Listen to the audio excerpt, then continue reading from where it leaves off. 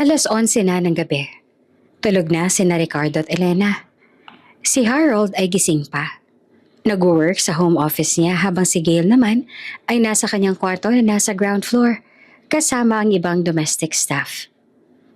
Biglang may malakas na kalabog na narinig mula sa likod ng mansyon. Sumunod ang tunog ng basag na salamin. Agad na napabangon si Harold. Alam niyang hindi ito ordinaryong nakawan.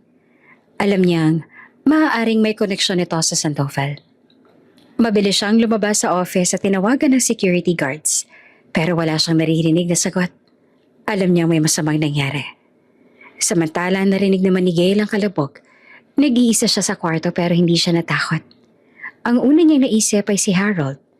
Agad namang lumabas si Gail ng kwarto at nakita ang dalawang lalaking nakasuot ng bonnet. Umakyat sa hagdan patungo sa second floor kung nasaan ang kwarto ni Harold. Sino yan? Huwag kayong umakyat. Sigaw ni Gail kahit nanginginig ang boses. Hindi niya pinansin ang lalaki. Ang target nila ay si Harold. Walang pag-aalinlangan na pumunta si Gail sa kusina at dinampot ang pinakamalaking kawali na nakita niya. Tumaas siya pataas para protektahan si Harold. Si Harold naman sa kabilang banda ay pumasok sa kwarto ng kanyang mga magulang para siguraduhing ligtas sila. Wala siyang ibang nagawa kung hindi gisingin ang mga ito at saka balaan. Pa, magtago kayo, may pumasok sa bahay. Nang makita ng dalawang lalaki si Harold, agad silang lumapit. May hawak silang mga pamalo. Ikaw ba si Harold de la Vega? Sumama ka sa amin. Wala kang papatungan ng kamay. Sigaw ng isa. Nag-away si Harold at ang dalawang lalaki. Kahit sanay siya sa gym, dalawa sila at may pamalo pa. Halos mabalian si Harold na magsimula ng mga ito na atakehin siya. Nang akmang hahampasin na si Harold ng pamalo sa ulo, biglang dumating si Gail. Wag!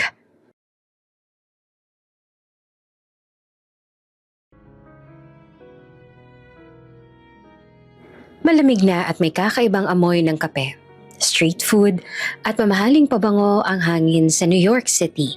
Pero para kay Harold de la Vega, ang anak ng pinakamayaman at pinaka-impluensyal ng pamilya sa industriya ng real estate sa Maynila, ang amoy na iyon ay simula pa lang ng isa na namang gabi ng walang kabuluhang kaligayahan.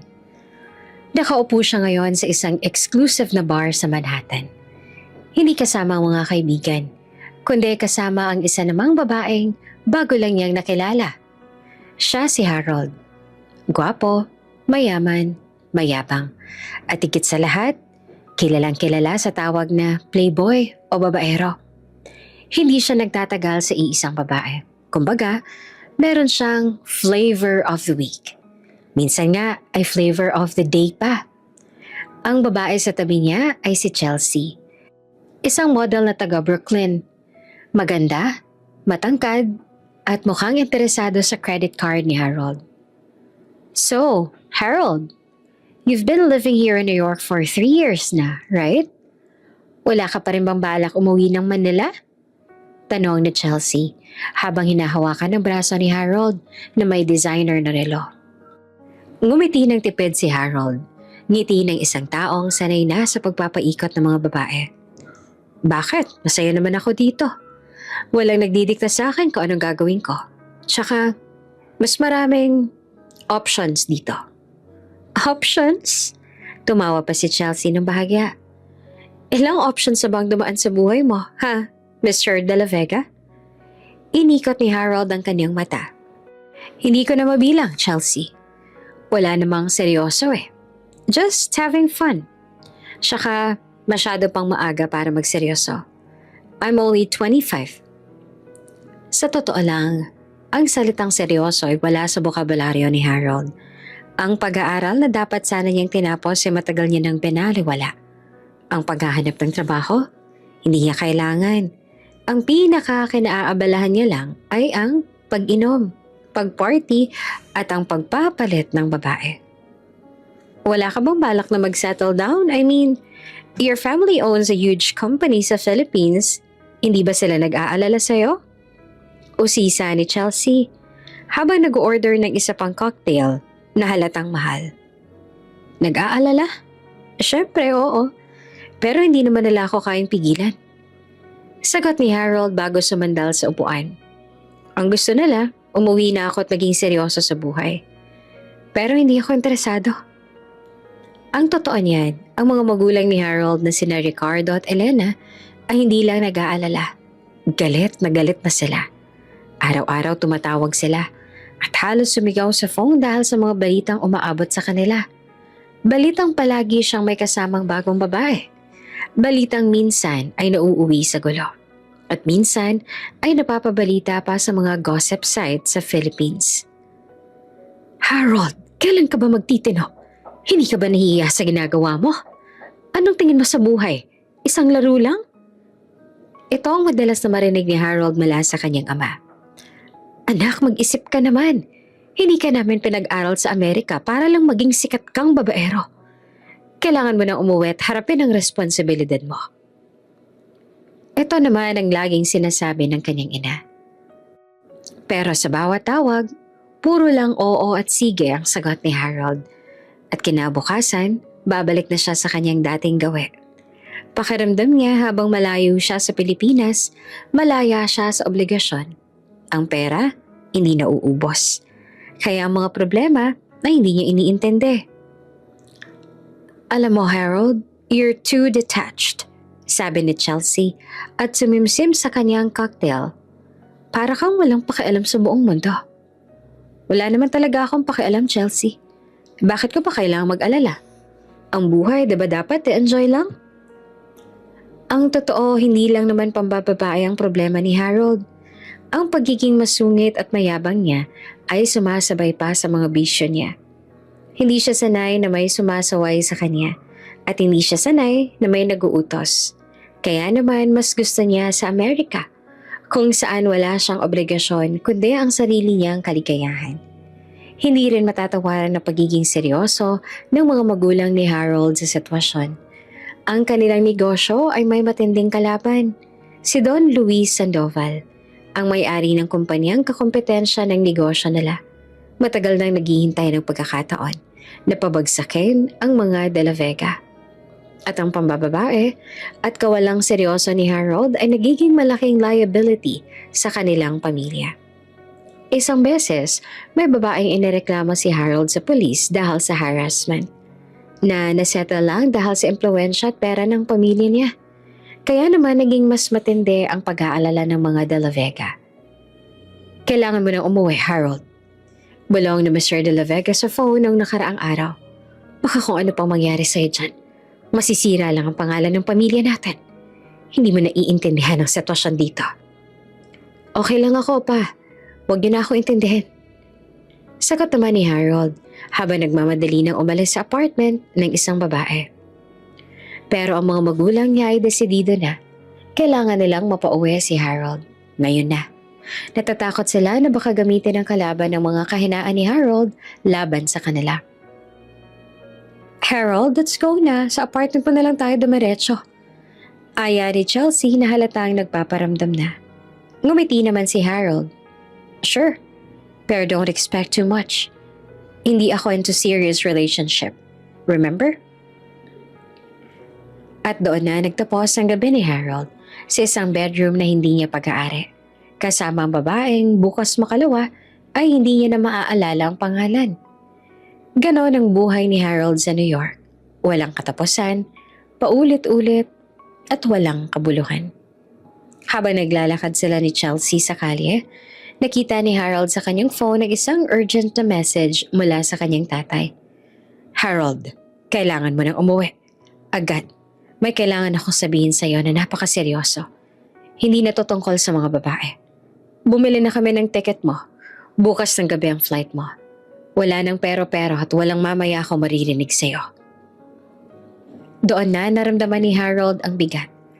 Hindi na ito simpleng utos ng magulang. Mukhang may malaking problema talaga. Pero kahit may kaba, hindi pa rin niya maiwasang mag-isip. Sayang, may date pa naman sana ako bukas. Aniya sa isip. Ganoon kasama si Harold. Ang kanyang priorities ay laging nakatutok sa sarili niyang kaligayahan. What's wrong? Tanong ni Chelsea habang nakatingin sa mukha ni Harold na medyo napalitan ng pag-aalala. Wala, may emergency lang sa bahay. Sagot ni Harold at isinilid ang phone sa bulsa. Halika na, huwag mo nang intindihan yan. Pero sa isip ni Harold, alam niyang hindi niya na kayang baliwalain ang tawag ng kanyang pamilya. Ang pambababae at ang pagiging playboy niya ay malapit nang magtapos. O sa tingin niya, pansamantala lang lahat ng to. Hindi niya alam na ang pag-uwi niya ay magiging simula ng pagbabago sa buong buhay niya.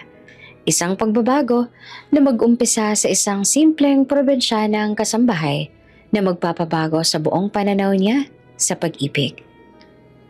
Masakit na sa balat ng sikat ng araw ng mga oras na yon. Umagat na at nakahiga si Harold sa king-size na kama sa apartment at Chelsea. Ang araw ay tumatama na sa mamahaling kortina. Ang ulo niya ay kumikirot dahil sa hangover. Sa kanyang tabi, mahimbing pang natutulog si Chelsea na halos wala na siyang maalala kung paano sila umuwi. Ito ang tipikal na gabi ni Harold. Isang bar, maraming inuman at isang bagong babae. Walang commitment, walang drama, at walang follow-up. Ang kanyang buhay ay umiikot sa siklo ng pag-iwas sa responsibilidad. Tahimik siyang bumangon. Ininom ang isang basong tubig na nakita niya sa nightstand at sinimulang hanapin ang kanyang damit. Hindi niya kailangang magpaalam. Kadalasan, iniiwan na lang niya ang babae habang natutulog. O kaya naman ay nagpapadala ng text na, "Thanks for the night. See you around." Kahit kailan, wala siyang inalala kung ano man ang maramdaman ng babae. Siya si Harold, ang masungit at walang pakialam na lalaki.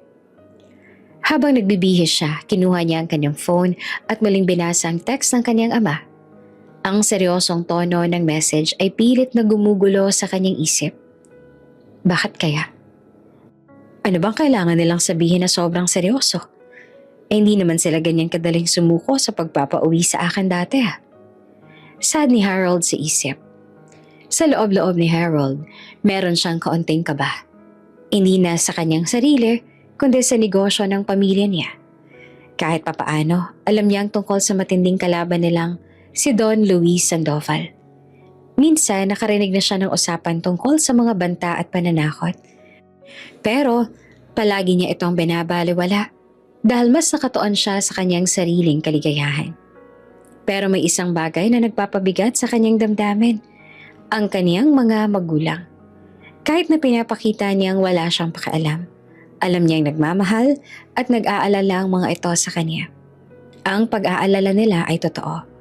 At kung nagpadala na sila ng ticket na walang warning, ibig sabihin, seryoso talaga ang sitwasyon. Sumandal siya sa pader at nag-isip. Sa loob ng 3 taon, si Harold ay naging sikat sa social circles ng mga rich kids sa New York. Hindi dahil sa talino niya sa negosyo, kundi dahil sa dami ng babaeng nakakasama niya. Meron siyang listahan sa kanyang isip ng mga babae na tinatawag niyang The Flavors. Si Chloe, na isang art student na nakilala niya sa isang art gallery, tumagal sila ng 3 linggo dahil gusto ni Chloe ang mga designer clothes na binibili niya. Si Bianca, na isa namang waitress na taga-Brazil, 1 linggo lang sila at nagtapos ang makita ni Bianca na may iba siyang kasama. Hindi na siya nag-abalang magpaliwanag. Si Samantha, na isang filmmaker na masyadong intense. Ginawa niya itong muse kuno. Pero pagkatapos ng 2 araw, na-bored na siya sa kanyang mga kwento. Si Isabel, na isang tour guide na nakilala niya sa Paris. 1 night stand lang yon. Pero pinadalhan niya pa rin ng 1 dosenang rosas pag uwi. Para kunwari, gentleman siya. Si Chelsea, isang babaeng natutulog pa sa kabilang kama. Hindi niya sigurado kung ano ang trabaho nito. Pero maganda ang hubog ng katawan at easy to get. Iyon lang ang importante sa kanya. Meron pang marami. Halos hindi niya na makalala kung sinong huli at kung sino ang susunod. Ang dami ng babae ay proof sa kanya na may kontrol nga siya sa buhay niya. At proof na hindi siya nakatali sa kahit kanino. Kailangan ko na talaga umuwi. Sad ni Harold sa isip. Pero bago ako umalis, kailangan ko muna magpaalam ng maayos. Hindi sa mga babae, kundi sa buhay na nakasanayan niya. Nag-iwan siya ng note sa nightstand ni Chelsea at hindi na lang basta text. Chelsea, I had to leave. May flight ako mamayang gabi. Thanks for the night. Harold. Wala siyang sinabing paalam o mag-iingat ka o kahit na anong sweet na salita. Hindi niya kabisado yon at hindi siya interesado na matutunan iyon. Nang makalabas siya sa apartment building, naglakad siya papunta sa kanyang sasakyan. Doon niya nakita ang isang missed call mula sa kanyang ina. Tinawagan niya ito pabalik. Hello? Ma?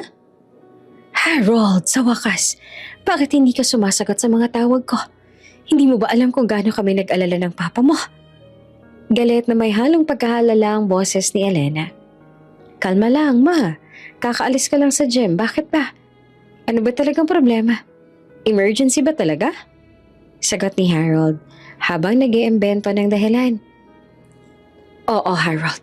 Grabe yung problema natin dito. Pero hindi ko pwedeng sabihin sa'yo sa phone. Basta, kailangan mong umuwi. Agad. Ang papa mo halos magkasakit na sa kakaisip sa'yo. Lalo na doon sa latest na balita na kumala tungkol sa'yo at dun sa babaeng nagre-reklamo. Napailing si Harold. Yun ba? Wala lang yun, ma. Nasettle na yun. Tsaka nag-iingat naman ako eh. Hindi ka nag-iingat, Harold. Kaya nga napagdesisyon na naming i-pull out ka na dyan. Delikado na sa'yo dyan. Baka mamaya gamitin pa ng mga Sandoval yung kawalang ingat mo laban sa atin. Doon na naramdaman ni Harold ang bigat ng pangalan ng kalaban. Okay ma, sige. Uuwi na ako. Mamayang gabi ang flight ko, tama? Oo, sige. Mag-iingat ka sa biyahe. Wala ka na ibang commitments dyan, ha? Diretsahin mo na yung airport. Bago pa man sumagot si Harold, ibinabana ni Mrs. De La Vega ang phone. Umupo si Harold sa kanyang sasakyan at tiningnan ang busy street ng New York. Ito na ang huling araw niya bilang certified playboy ng Amerika. Sige, uuwi na ako. Pero hindi ibig sabihin na magiging seryoso na ako. Sa Pilipinas, mas maraming babaeng maganda. Mas madali kong makakuha ang gusto ko. Aniya sa isip. Hindi pa rin nagbabago ang pananaw ni Harold. Ang pag-uwi niya ay isang forced vacation lang mula sa playground niya sa New York. Wala siyang balak na maging seryoso. Wala siyang balak na umayos. Hindi kalaunan, nagmaneho siya papunta sa kanyang apartment. Nag-empake at nagbadaling mag-ayos.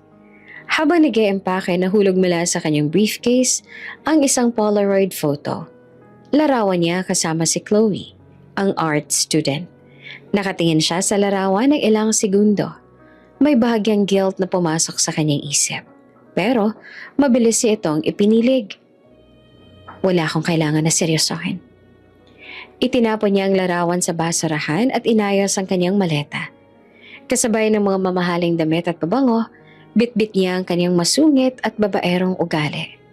Handang-handa na siyang umuwi at harapin ang kanyang mga magulang. At ang panibagong set ng flavors na naghihintay sa kanya sa Pilipinas. Pagdating niya sa airport bago siya mag-check-in, nag-send siya ng group text sa lahat ng mga babaeng posible niyang i-date sa New York. Hey, leaving NYC for a while. It's been fun. Text you when I get back. Take care. Wala na siyang binanggit na pangalan. Isang generic na message lang. Ganon siya kasimple at kasungit sa mga babae. Hindi alintana ako masaktan sila. Ang mahalaga, naka-move on na siya. Hindi niya alam sa oras na lumapag ang eroplano niya sa Pilipinas, ang mundo niya ay magbabago ng tuluyan. Hindi dahil sa negosyo, kundi dahil sa pag-ibig na magpapatunay na ang isang masungit na playboy ay pwedeng magbago para sa isang simpleng babae. Alas 5, nasa airport lounge na si Harold habang naghihintay sa kanyang flight. Pero dahil napakaaga niyang nag-check-in dahil sa sobrang pagmamadali ng kanyang ina, meron pa siyang dapat 4 na oras bago sumakay ng eroplano. Ayos. Sabi ni Harold habang umiinom ng mamahaling scotch. Hindi pa pwedeng matapos ang gabi ko ng ganitong kaboring. Kahit alam niyang puwersahan ng pag-uwi niya at may problema, ang prioridad pa rin niya ay ang sarili niyang kaligayahan. Wala na siyang isip ang future ng kanyang pamilya o ang banta ng kalaban. Ang iniisip lang niya ay kung paano niyang gagamitin ang huling oras niya sa New York. Tiningnan niya ang kanyang phone at nag-scroll sa kanyang mga contacts. Ilang saglit pa, nakita niya ang pangalan ni Sandra. Si Sandra ay isang flight attendant na nakilala niya noong isang buwan. Maganda, walang commitment at handang makipagkita sa maikling notice. Perfect. Nag-text siya kay Sandra. Hi Sandra, I'm at JFK. Flying back to Manila tonight. Wanna have a quick goodbye drink? My treat? Of course. Wala pa mang isang minuto ay nag-reply na agad si Sandra. Oh my God, Harold, you're leaving? Sure, why not? I'm just finishing a shift. Give me 30 minutes. I'll meet you sa The Blue Bar in Terminal 4, okay? Ngumiti naman si Harold. Ang tapikal ng ngiti ng isang predator na nakakita ng biktima. Excellent. Bulong niya sa sarili. Pagdating ni Sandra, nakasuot siya ng uniform na kaakit-akit. Malaki ang ngiti ni Sandra. Halatang masaya siyang makita si Harold. Harold, bakit naman biglaan yata ang pag-alis mo? Akala ko ba magda-dinner pa tayo bukas? Bati ni Sandra at umupo sa tabi niya. May emergency sa Manila eh. Family business? Sagot ni Harold, habang iniiskan ang buong katawan ni Sandra. Sayang, oo nga, excited pa naman ako sa dinner natin. Nag-order sila ng cocktail. So, seryoso ba talaga yung emergency ninyo? Mukhang nagmamadali ka. Tanong ni Sandra na halatang nag-aalala. Hindi para sa emergency, kundi baka matagal siyang mawala. Slightly, pero alam mo na mga parents ko, masyadong OA. Sabi ni Harold at ininom ang scotch. Ang totoo naman yan, ayoko pa talagang umuwi. Kaya nga, hinabol pa kita para lang may kasama ako sa huling oras ko dito. Ang mga salita ni Harold ay puno ng charm na hindi naman totoo.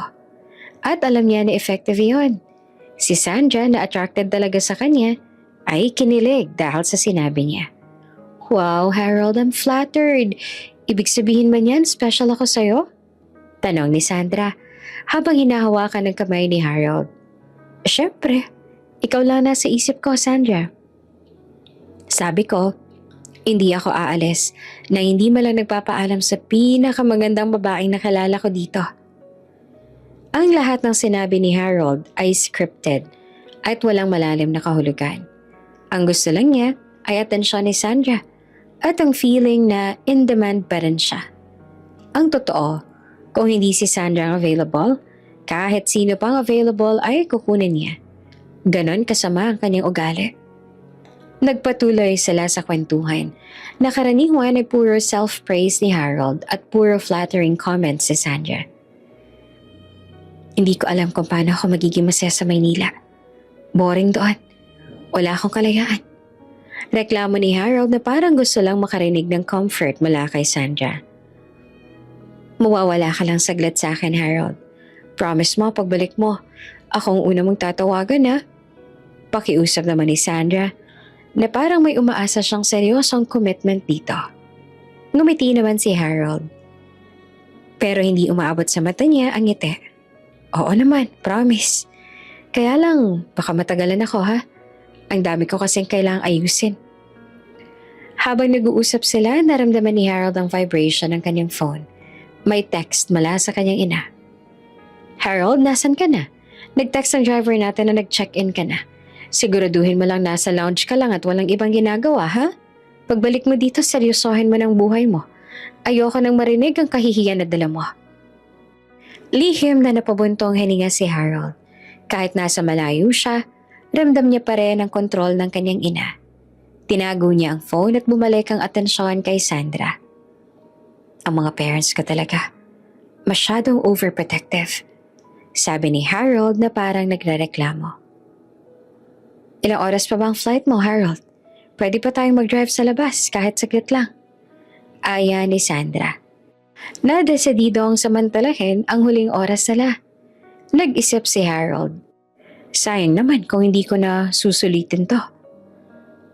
Wag na sa labas pero baka gusto mong samahan ako mag-duty free. Kailangan kong bumili ng presents para sa parents ko. Sabi ni Harold, habang may masamang plano sa isip. Ang totoo, hindi niya naman talaga kailangan ng regalo. Pero ang duty-free ay isang convenient na lugar kung saan maaari silang magkasarili na ng sandali. At bago siya sumakay ng eroplano, may alam siyang maliit na waiting area doon. Hindi kalaunan ay sumama si Sandra kay Harold. At habang naglalakad sila, parang wala siyang pakialam sa mga tao sa paligid. Hinawakan niya ang kamay ni Sandra at pinisil ito. Para kay Harold, ito na ang finale ng kanyang Playboy days sa New York. Hindi ko maiwasang mag-isip, Sandra. Bulong ni Harold habang naglalakad sila sa island duty-free. Ano kaya mangyayari kung hindi ako umalis? Tumingin si Sandra sa kanya na may pag-asa. Baka maging seryoso tayo, Harold. Tumawa naman si Harold pero walang halong kaligayahan. Seryoso? Hindi ko alam ang salitang yan, Sandra. Ang alam ko lang, masaya ako kapag kasama kita. At iyon na ang huling pambobola na ginawa ni Harold. Sa loob ng isang waiting area na walang tao, sinamantala ni Harold ang sandali nila.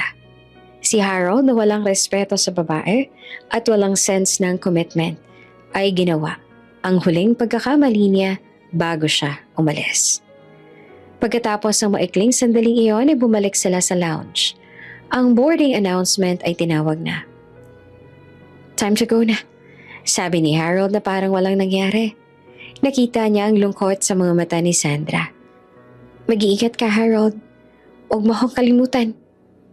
Never, sagot naman ni Harold at hinalikan si Sandra sa noo na para bang paalam sa isang kaibigan. Pero pagtalikod ni Harold, habang naglalakad siya patungo sa boarding gate, hindi niya na naisip si Sandra. Ang iniisip lang niya ay kanyang comfort sa first class at ang mahabang biyahe. Ang ginawa niya kay Sandra ay isa lang sa maraming sandali na nagpapatunay na hindi siya karapat-dapat na maging seryoso. Nang umupo na siya sa eroplano, pinatay niya ang kanyang phone at sinara ang kanyang mga mata. Ang pag-uwi niya ay hindi malang nagpabago sa kanyang attitude. Siya pa rin si Harold, ang masungit na babaerong amo. Ang maniwala sa pag-ibig, malabo yon para sa kanya. Pero ang tadhana, minsan may sariling plano. At ang plano na yon ay maghihintay sa kanya sa Manila. Hindi sa glamour ng high society, kundi sa simple at tahimik na sulok ng kanilang bahay. Kasama ang isang probinsyanang kasambahay na magbabago sa buong mundo niya. Nasa first class cabin si Harold, ang lugar na sanay siya. Ang flight mula New York patungong Maynila ay brutal. Halos 16 na oras. Pero para kay Harold, ang first class ay parang private suite niya. Agad niyang tinawag ang flight attendant. Excuse me, may scotch ba kayong brand na to? Yung dapat chilled ha? Huwag yun akong bigyan ng ice sa matutunaw. Utos ni Harold na animong nagsisimula ng magsungit. Ang flight attendant naman na sanay sa mga demanding na pasahero ay ngumiti ng pilit. Opo sir, I'll check po. Gusto niyo po ba umorder ng meal? Ready na po ang dinner. Mamaya na lang, wala pa akong ganang kumain. Gusto ko lang ng scotch at peace and quiet. Sagot ni Harold at isinuot ang kanyang noise-cancelling headphones. Para kay Harold, ang buong flight ay isang inconvenience. Gusto na lang niyang matulog at kalimutan ang lahat ng drama sa New York at ang drama na naghihintay sa kanya sa Maynila. Habang iniabot ng flight attendant ang scotch, hindi man lang siya tinapunan ng tingin ni Harold, ni hindi man lang siya nagpasalamat. Ganon siya ka-insensitive at kawalang galang sa mga taong nagsisilbi sa kanya. Enjoy po kayo, sir. Just press lang po the button kung may kailangan pa po kayo. Saad ng flight attendant at umalis na. Isang oras pa lang lumipas sa biyahe at naiinip na si Harold. Kinuha niyang phone niya na naka-off dapat. Pero sinuway niya ang rules at nag-scroll sa kanyang Instagram. Puro larawan ng mga ex niya at mga babaeng nag-comment sa kanyang mga post ang nakita niya. Ang dami ko palang naiwan sa New York. Saad niya sa isip bago bumuntong hininga. Ang dami ko pang kailangang balikan. Pero kasabay ng pag-iisip na yon, bigla niyang naalala ang seryosong tono ng kanyang ama, ang tungkol sa kalaban at sa peligro. Hindi niya maiwasang mag-isip ng, bakit pa kasi ako naging ganito? Ang totoo, gwapo si Harold at mayaman. Maraming babae ang kusang lumalapit sa kanya. Dahil dito, lumaki ang kanyang ulo. Nasanay siyang nakukuha ang gusto niya, kaya hindi niya pinapahalagahan ng commitment o loyalty. Ang tingin niya sa mga babae ay parang laruan lang. Sa isang moment ng self-reflection na madalang mangyari, naisip ni Harold ang lahat ng babaeng sinaktan niya. Si Chloe na umiiyak sa gitna ng Fifth Avenue. Si Bianca na nag-text sa kanya na galit na galit. Si Sandra na umasa na babalikan niya. Pero ang sandaling yon ng guilt ay mabilis na nawala. Di ko naman sila pinilit Sila naman yung kusang lumalapit sa akin. Ganoon lang kasimple para kay Harold. Nang makatulog siya sa gitna ng flight, sumasagi sa kanyang panaginip ang mga mukha ng galit niyang magulang at ang mukha ng hindi niya kilalang kalaban. Ang stress na matagal niya nang iniwasan ay bumabalik na. Sa kabilang banda, sa Pilipinas, si Mrs. Elena de la Vega at Mr. Ricardo de la Vega ay nasa bahay. Gising na gising kahit madaling araw na. Nag-aalala sila. Ricardo, check mo nga ulit yung flight tracker. Dapat landing na yun, diba? Wala pa ring tawag Sabi ni Elena na palakad-lakad sa sala. Si Mr. De La Vega naman ay nakaupo sa sofa. Halos hindi makahinga. Kalma lang, Elena. On time yan, nakita ko sa app. Mga 30 minutes pa bago siya lumapag. Hindi ako makakalma. Paano kung may nangyari sa kanya sa airport? Paano kung may nag-aabang sa kanya doon? Sabi ni Elena na halos maiyak naman at nag-aalala. Ang takot nila hindi lang naman tungkol sa pambababae ni Harold, kundi mas tungkol sa kaligtasan niya. Si Sandoval, alam mo namang gagawa yun ng paraan para saktan tayo. Ang pinakamahinang link natin ngayon ay si Harold. Bulong ni Ricardo. Kaya nga. Kaya kailangan natin siyang protektahan. Kailangan nating makita siyang maging seryoso. Kailangan niya ng bagong focus sa buhay. Paliwanag ni Elena. Ang plano nila ay simple. I-lockdown si Harold sa bahay at bigyan siya ng responsibilidad sa negosyo. Pero alam nilang hindi ito magiging madali. Kailangan ni Harold ng mas malalim na dahilan para magbago. Isang dahilan na hindi lang negosyo o utang na loob. Sana magbago na siya. Sana pagdating niya, makita niya kung gaano tayo nag-alala sa kanya. Sabi ni Elena. Magbabago yan, Elena. Kailangan lang niya ng tamang inspirasyon. Sagot na Ricardo habang nakatingin sa larawan ni Harold noong bata pa siya. Hindi nila alam na ang inspirasyong hinihintay nila ay nasa bahay na nila. Naghahanda para sa darating na araw. Ang bago at mahinhing kasambahay na si Gail. Nang lumapag na ang eroplano sa NAIA, agad na binuksan ni Harold ang phone niya. Bumungad sa kanya ang dosenang text mula sa nanay niya. Kalma lang ma, landing na ako. Text si Harold at naglakad na palabas. Paglabas niya sa gate, agad niya nakita ang driver nila. Si Mang Tony at ang security detail nila. Hindi niya gusto ang atensyon na binibigay sa kanya, pero wala naman siyang magawa. Sir Harold, welcome back po. Andito po ako. Halina po kayo, naghihintay na po ang parents niyo. Bati ni Mang Tony na masigla at masaya siyang nakauwi.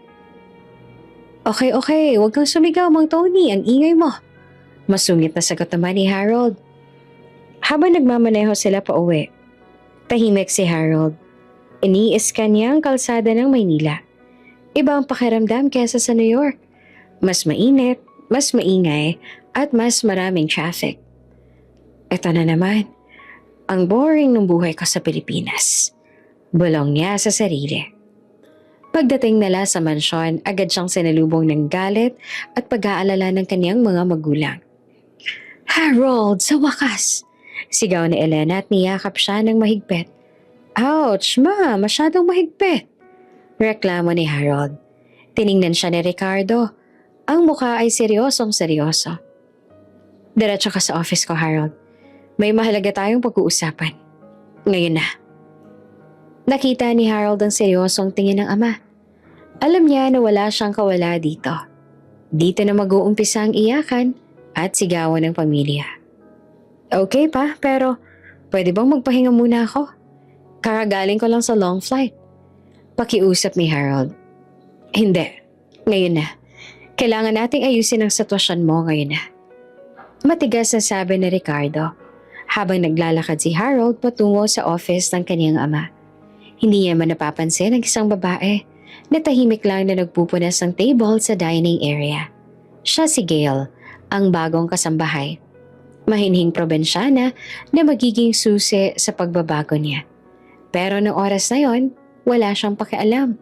Bisa siya sa pag-iisip kung paano niyang kukontrahin ang utos ng kanyang ama at kung paano siya makakalabas ulit para maghanap ng bagong flavor sa Maynila.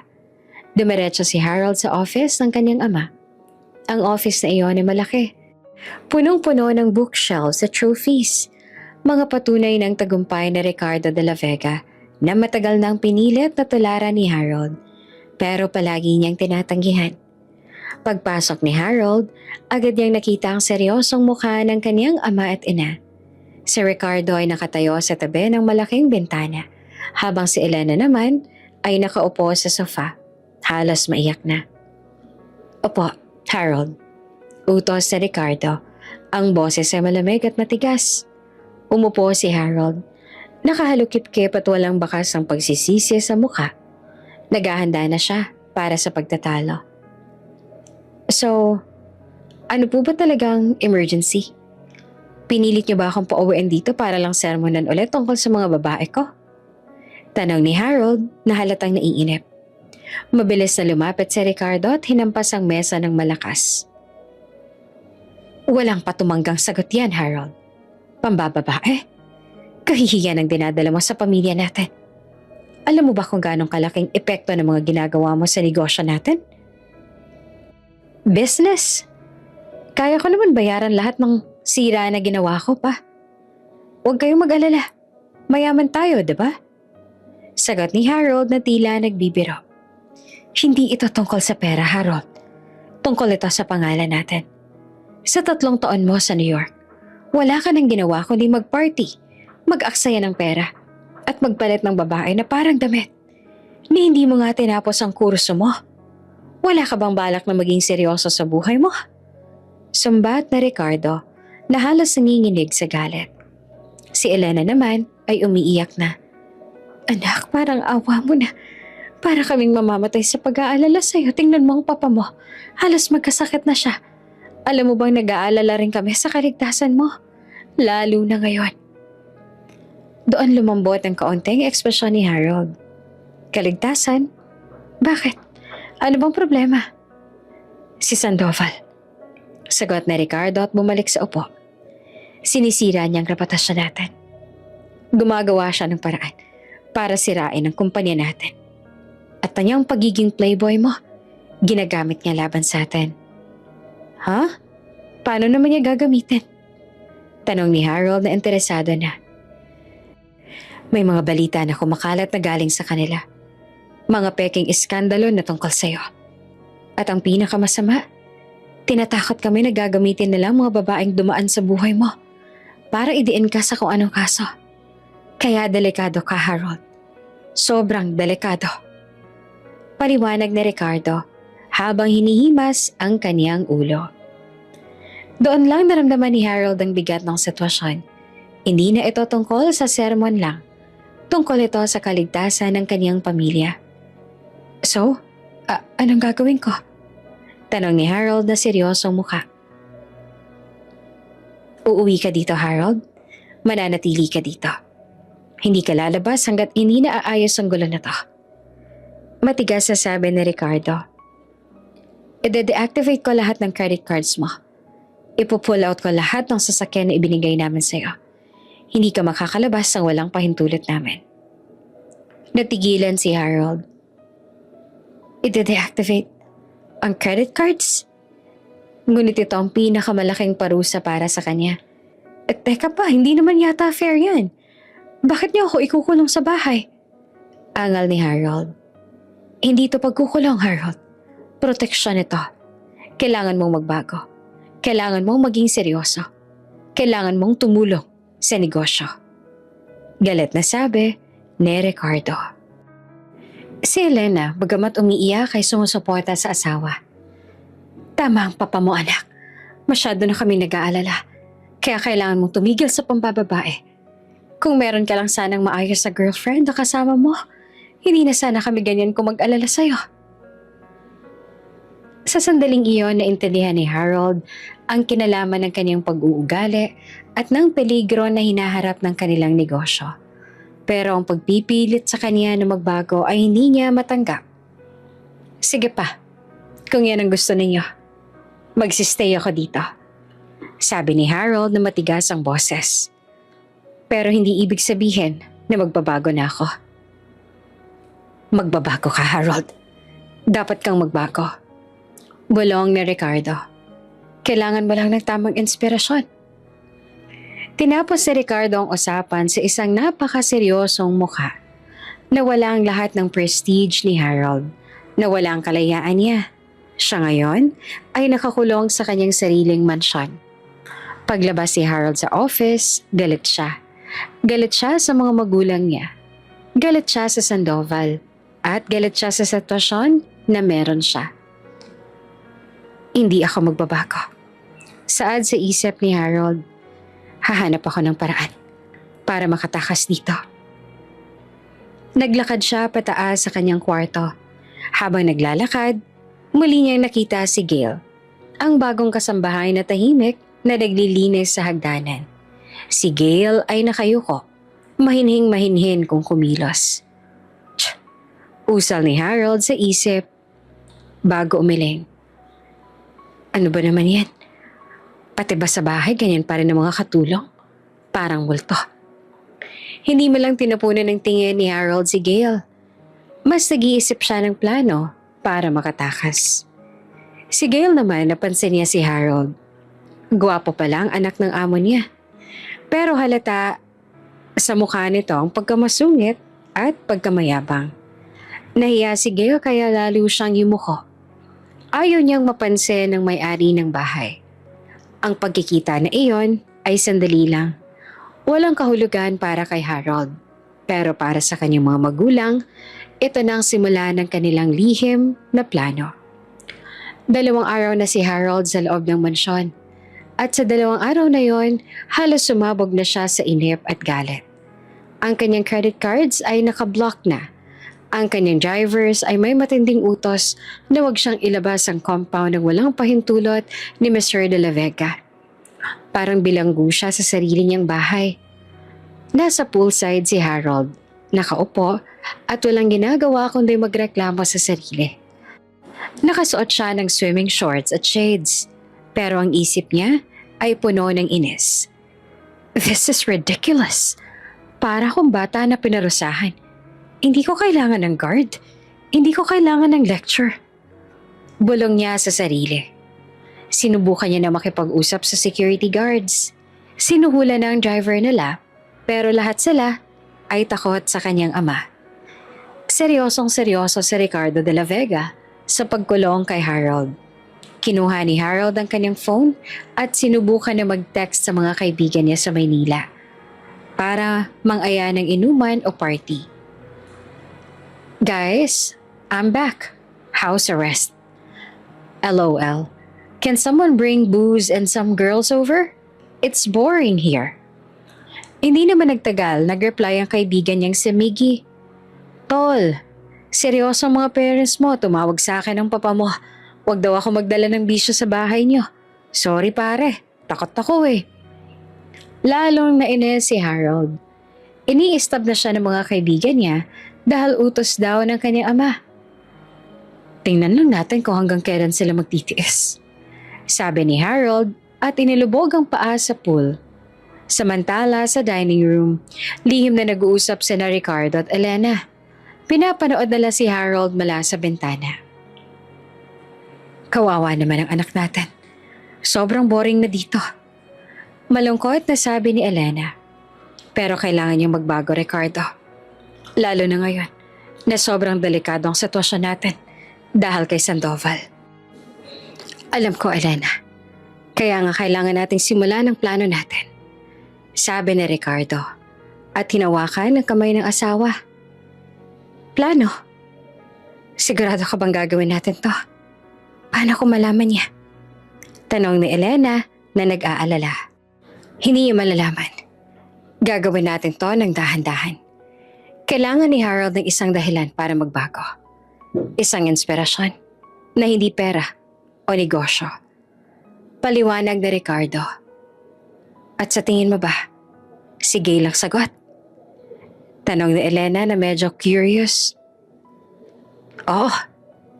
Napansin mo ba, Elena? Wala siya ng ugali ng mga babaeng nakilala ni Harold sa ibang bansa.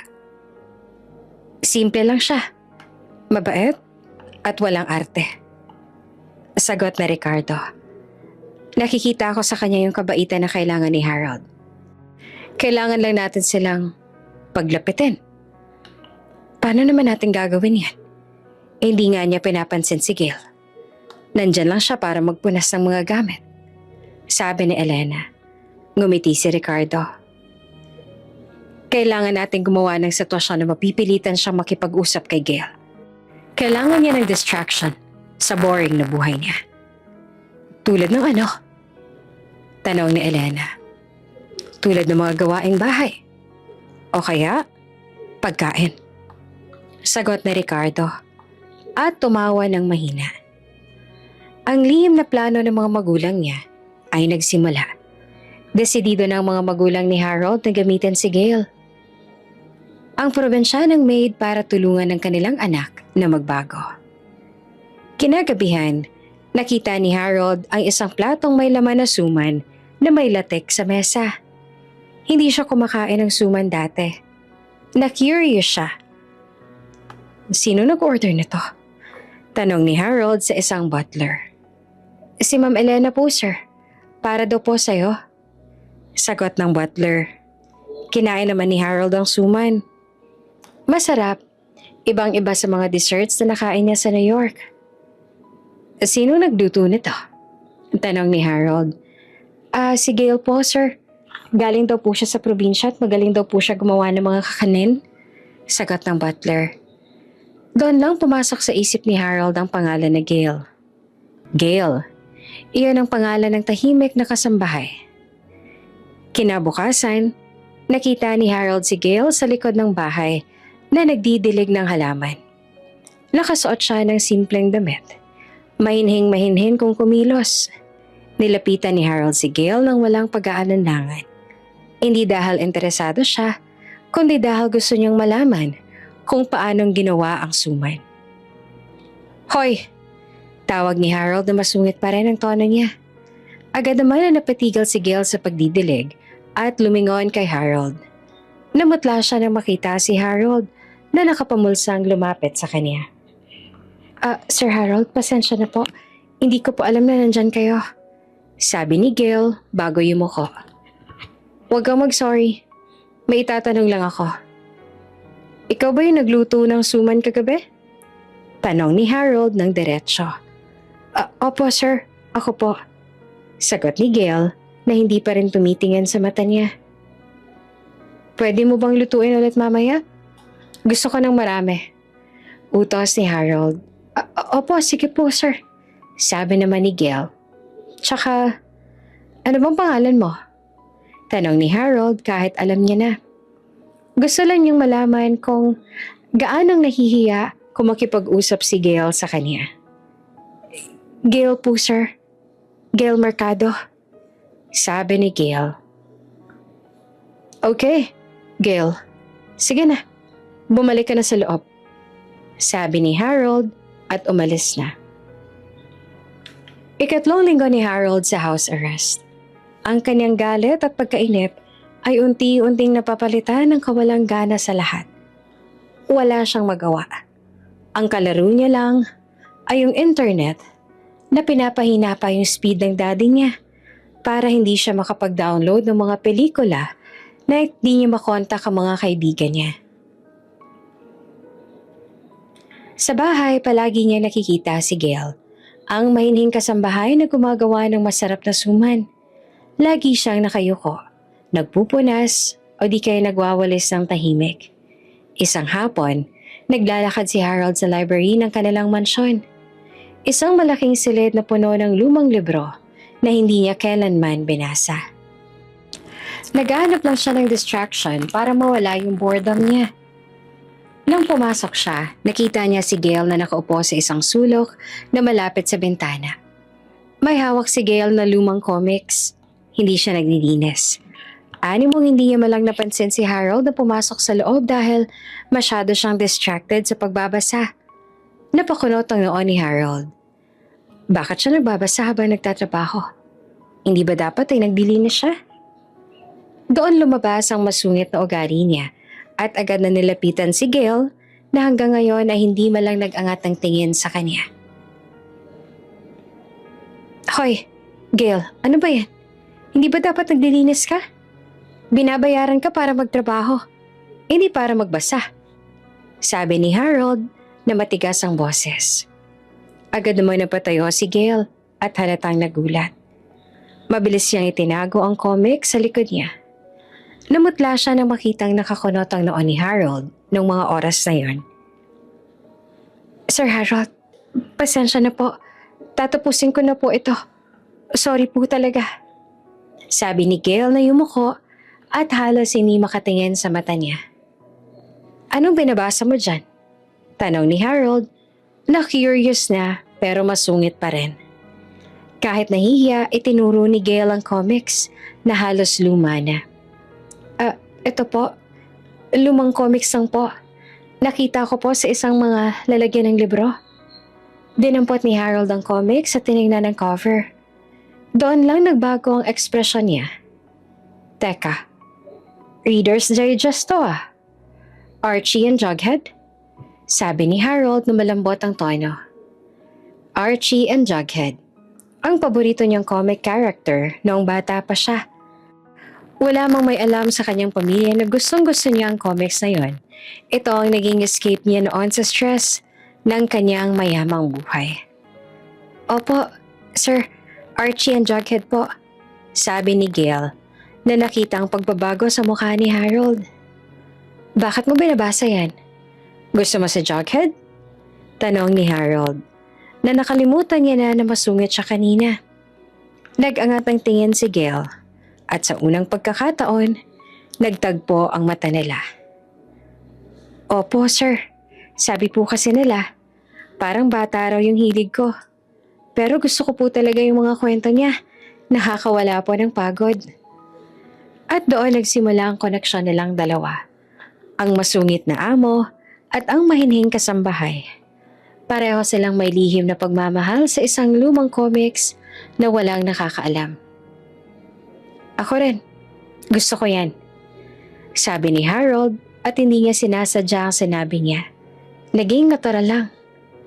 Talaga po, sir? Tanong ni Gail na lumabas ang bahagyang ngiti sa mukha niya. Ang unang ngiti na nakita ni Harold sa kanya. Oo, paborito ko yan. Dati. Pero wala akong kaibigan na gustong-gusto yan kaya tinago ko na lang. Paliwanag ni Harold na parang nakikipag-usap na ngayon sa kaibigan at hindi sa isang kasambahay. Ako nga rin po eh. Wala pong may alam na gusto ko yan sa probinsya. Kaya po nagulat ako nang may Reader's Digest na comics kayo dito. Sabi ni Gail. Biglang nagbago ang mukha ni Harold. Nakakita siya ng bagong distraction sa kanyang boring na buhay. Teka, Gail, pwede mo bang ipahiram sa akin yan? Tanong ni Harold. Opo sir, sige po, sa'yo naman po ito eh. Sagot ni Gail at iniabot ang comics. Hindi mo na muna kailangan maglinis ha. Sige na, magbasa ka na lang muna. Ayoko ma-stress ka. Puro nilis na lang kasi nakikita ako sa'yo. Sabi ni Harold. Nagulat si Gail. Hindi niya ina-expect na ganyan siyang kakausapin ng masungit na amo. Salamat po Sir Harold. Sige na, mamaya magkwentuhan tayo tungkol dyan. Sabi ni Harold at umalis na hawak ang Jughead comics. Hindi niya namalayan, pero nagbago ang mood niya. Hindi na siya masungit. Naramdaman niya ang pagka-excite na matagal niya nang hindi nararamdaman. Samantala, lihim naman na nakikinig ang kanyang ina, si Elena, sa isang sulok. Naririnig niya ang buong pag-uusap ng dalawa tungkol sa comics. Archie and Jughead? Hindi ko alam na gusto pala ni Harold yan. Pero nag-usap na sila. Gumana ang plano ni Ricardo. Bulong ni Elena sa sarili at natawa. Oops! May break muna. Gusto mo bang ma-shoutout dito sa channel ni Ate Jane? Mag-comment lang ng lesson you learned from the latest story uploaded. Dahil pipili kami ng isang best comment of the day para i-shoutout sa susunod na upload.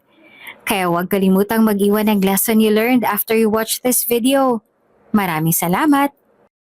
Shoutout nga pala kina Rose Dayondon from Kuwait, Dolly Thomas from Bloomington, USA, at Shalala Ventura from Saudi Arabia. Sa ating mga taga-subaybay, paki-comment naman po kung taga saan kayo para alam ko kung hanggang saan umaabot ang mga kwento ni Ate Jane at nang ma-shoutout ko rin kayo sa mga susunod pa nating mga kwento. Maraming salamat sa pakikinig.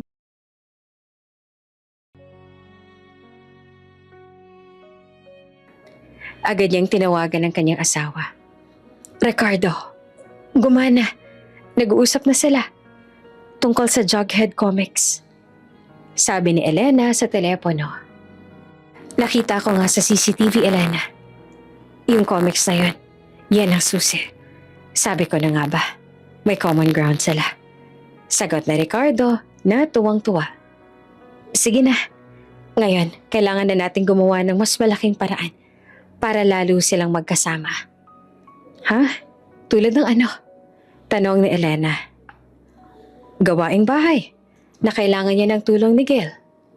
O di kaya mag-order tayo ng maraming ingredients para sa kakanin.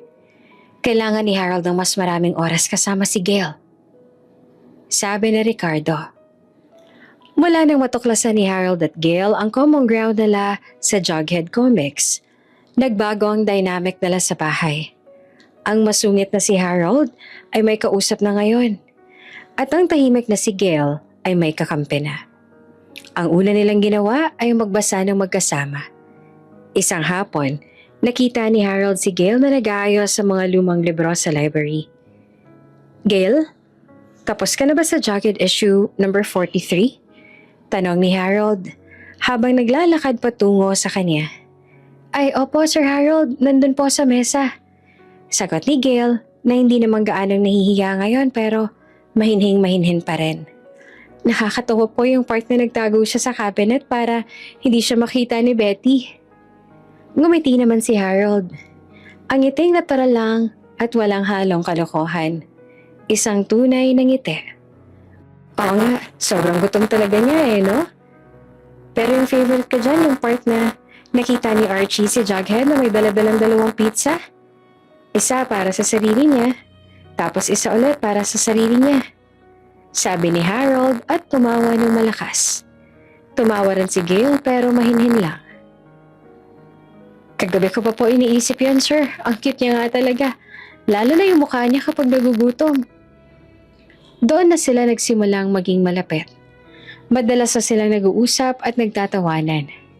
At ang topic nila ay hindi lang tungkol kay Jughead, kundi pati na rin sa simplisidad ng buhay sa probinsya ni Gail at ang kakaibang high society drama ni Harold sa ibang bansa. Talaga? Nagpapatakbo ka ng kalabaw? Tanong ni Harold na nakanganga habang nakikinig sa kwento ni Gail tungkol sa kanilang sakahan. Opo sir, kahit babae po ako, natuto po akong magsaka. Masarap po sa probinsya, tahimik at malinis yung hangin. Sabi ni Gail na nakalimutan niya na ang amo niya si Harold. Wow, ibang-iba sa New York eh. Ang alam ko lang gawin nun, mag-taxi tsaka mag-party. Sabi ni Harold at naramdaman niya ang kakaibang hiya sa sarili niya. Ito ang unang beses na nakita niya yung kahalagahan ng simple at hirap ng buhay. Samantala, sa office naman ni Ricardo, Tuwang-tuwa sila ni Elena sa pagbabago ni Harold. Nakita mo ba, Ricardo? Ngumiti na siya. At tunay na ngiti iyon. Kay Gay lang siya nagkaganyan. Sabi ni Elena habang pinapanood ng CCTV monitor na nakatutok sa library. Sabi ko na sa'yo, Elena, kailangan lang yan ng tamang inspirasyon. Sagot naman ni Carlo. Ngayon, kailangan lang nating dagdagan ng oras nila para lalo silang magkalapit. Agad silang gumawa ng plano. Ang unang planong naisip nila ay tungkol sa kakanin. Tinawag ni Elena si Gail nang sandaling makita niya ang dalaga na nagpapahinga sa paglilinis. Gail, alam kong magaling ka sa mga kakanin.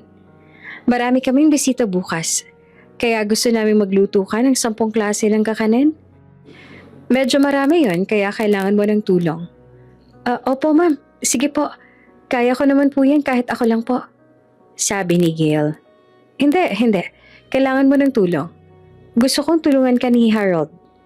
Utos ni Elena na halos hindi mapigil ang kilig. Po? Si Sir Harold po? Nagulat na tanong ni Gail. Oo. Sabi ko sa kanya, kailangan niyang matuto kung paanong mag-bake bilang part ng training niya sa negosyo. Alam mo na, business skills. Paliwanag ni Elena. Habang sinasadya ang pagsisinungaling. Kaya kailangan mo siyang turuan, Iha. Siguraduhin mong magkasama kayo sa kusina ngayong hapon. Ang pangalawang plano naman na ginawa nila ay ang utusan sila na mag-asikaso sa hardin.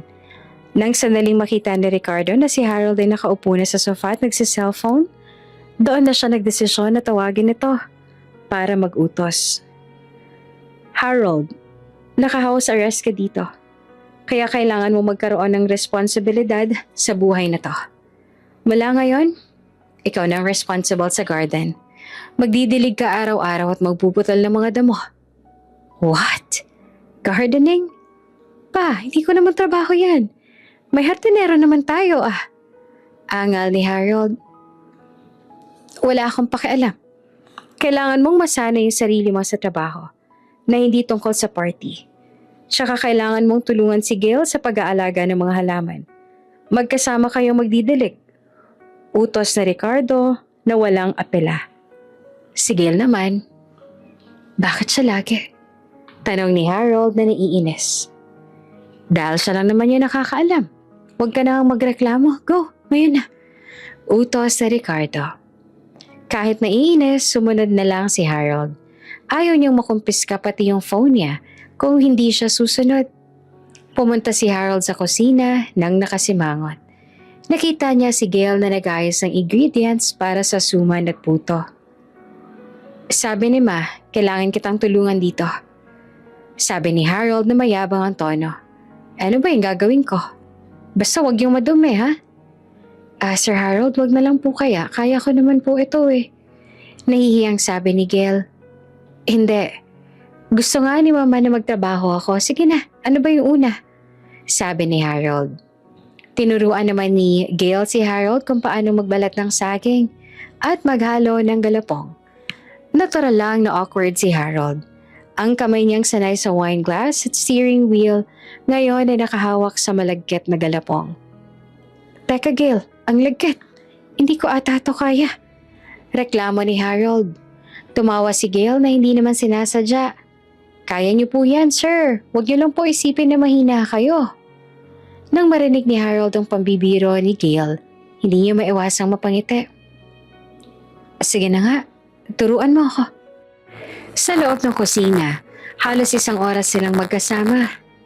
Nagkakwentuhan sila tungkol sa mga paborito nilang kakanin at kung paanong ginagawa ang mga ito. Doon lang napansin ni Harold na si Gail ay iba sa mga babaeng nakilala niya noon. Walang arte, walang hinihinging pera, at masaya siyang kasama. Dahil kay Gail, unti-unting naglaylo si Harold sa pambababae. Wala na siyang panahon mag-isip ng mga babae niya sa New York.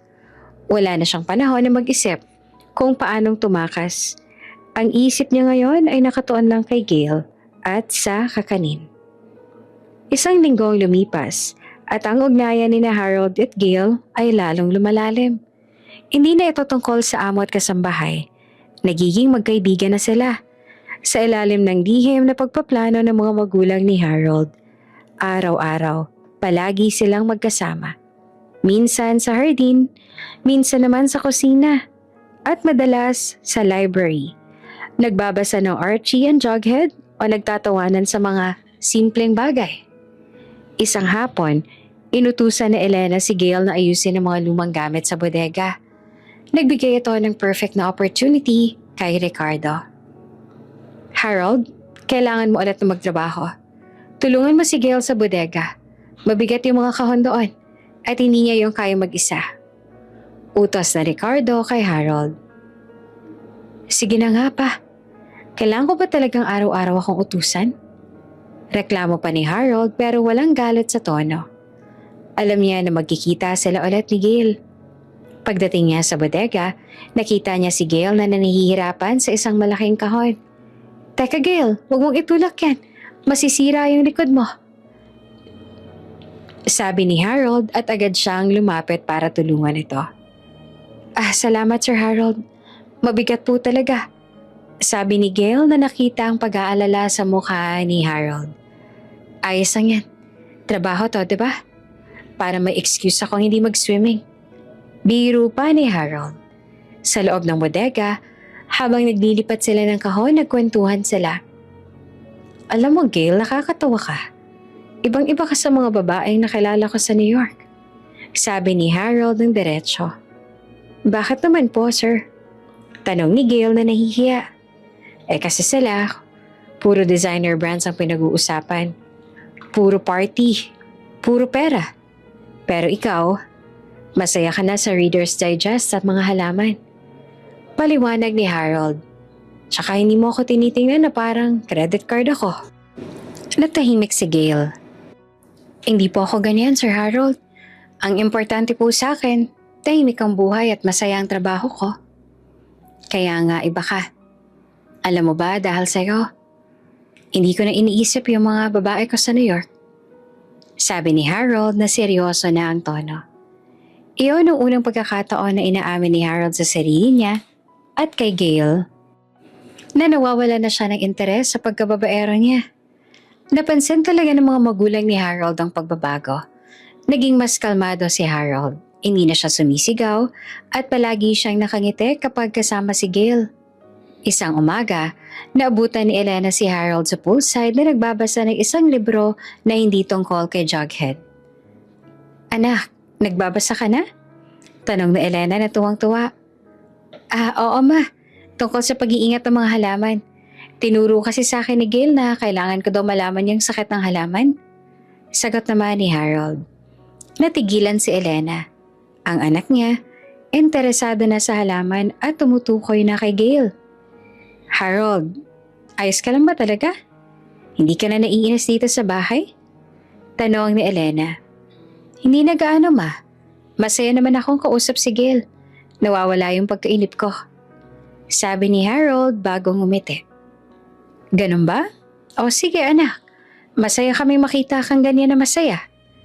Sabi ni Elena at niyakap ang anak.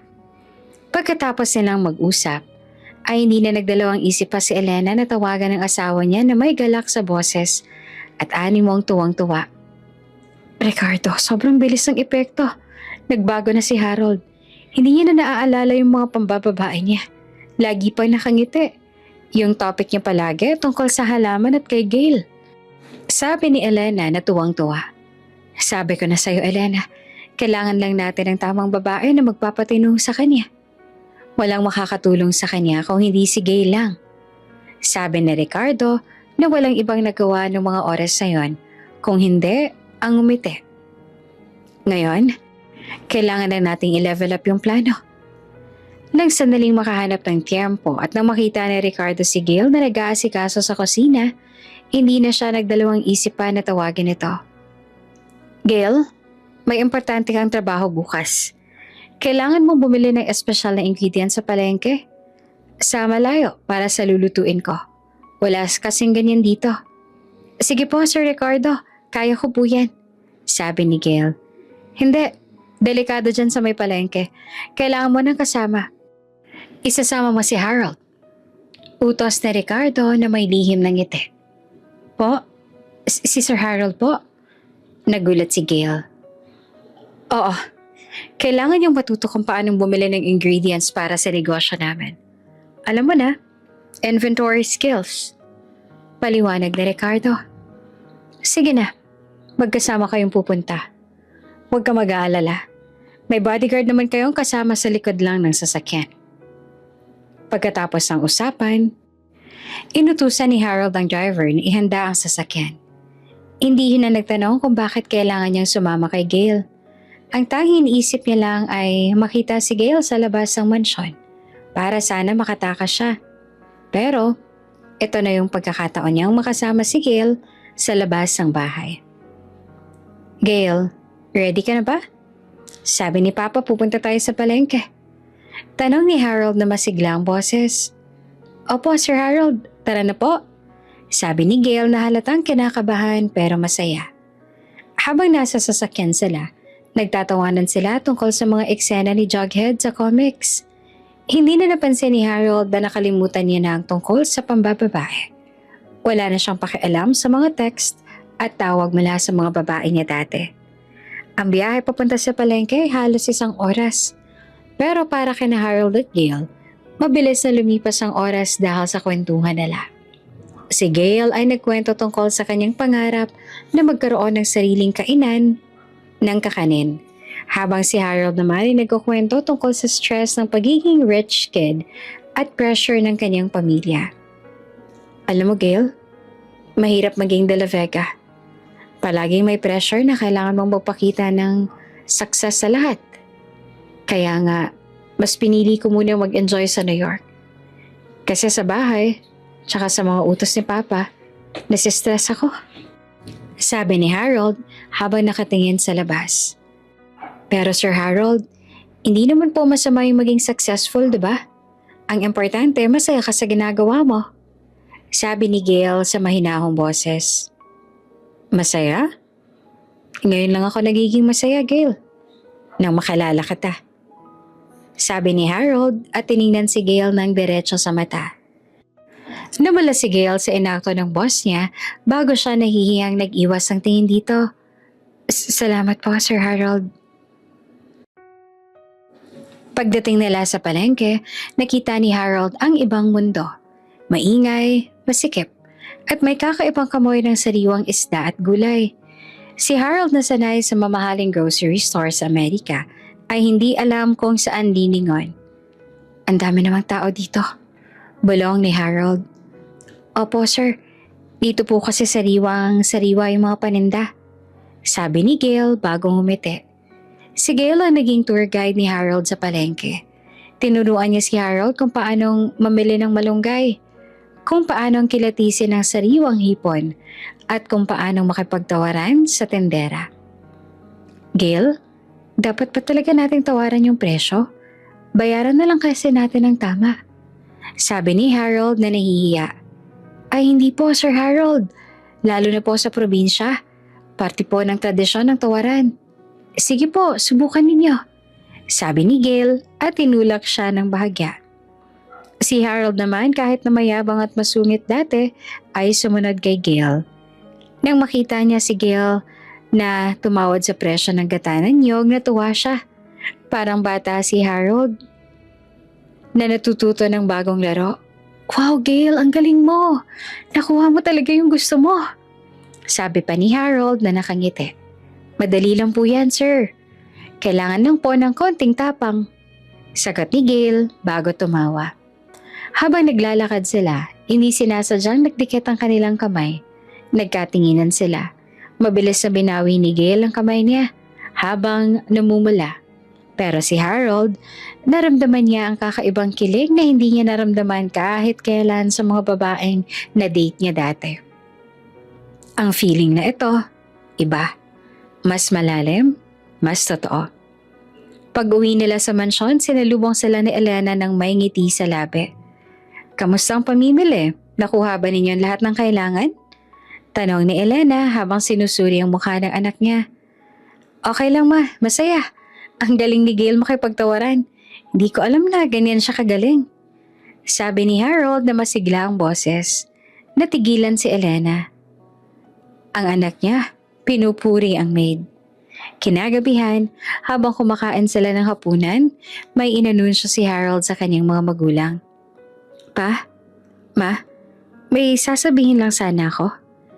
Nagkatingin na naman sina Ricardo at Elena habang kinakabahan. Baka nagre-rebelde na ulit si Harold. Ano yan, anak? Tanong na Ricardo.